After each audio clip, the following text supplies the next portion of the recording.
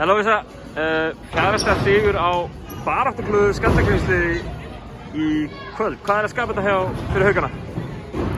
Okkur bara líður vel. Við erum búin að vera að spila mjög vel síðustu leiki og æfingum og það er bara búið að vera meira tempo á æfingum og veit ekki, ég meina Skallagrímur er virkilega flott lið en við hefum átt að geta betra en þetta en sigur er sigur. Nú það verður svona bæði og hjá okkur. Þið vinnið toppleik Keflavíkur í hörkuleik inn í Keflavík, einu skemmtilegasta leik tímabilsins og þið tapir svo fyrir VAR. Þannig að svona í stóra samhenginu, hvert sérðu þetta Haukalið fara? Við töpum móti Val fyrir Keflavíkurleikinn, svo fáum við Söru og hún er hjálpa liðinu ekkert smá vel og við erum bara búin að spila ógeðslega vel síðan. Ég meina við erum búin að spila virkilega vel.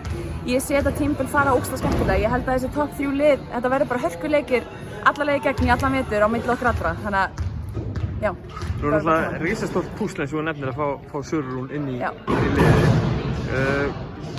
Er hún tilbúin að deila boltanum og er hún ágætis liðsfélagi? Frábær liðsfélagi. Við höfum spilað með henni nokkra í landsliðinu og við þekkjum hann alveg. Þannig að ég hef spilað með henni í landsliðinu gegnum árin. Hún er bara virkilega gott liðsfélagi og það gerir það líka bara verkum að allar séu að æfa sig ekstra vel og er að standa sig mun betur á æfingum. Það er bara þetta er bara virkilega flott, gott fyrir hana.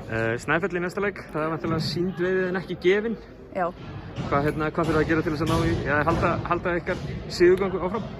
Við þurfum bara að gera það sem við erum búin að gera, bara hörku æfingar og svo bara að sýna í leikjum, bæði fyrri hálfleik og seinni hálfleik. Við höfum verið svolítið í einhverjum leikjum að slaka svolítið á í seinni hálfleik, en við bara megum ekki gera og það er bara virkilega flott lið sem við deild og við þurfum bara að spila 40 mínútur á góðum kvölda.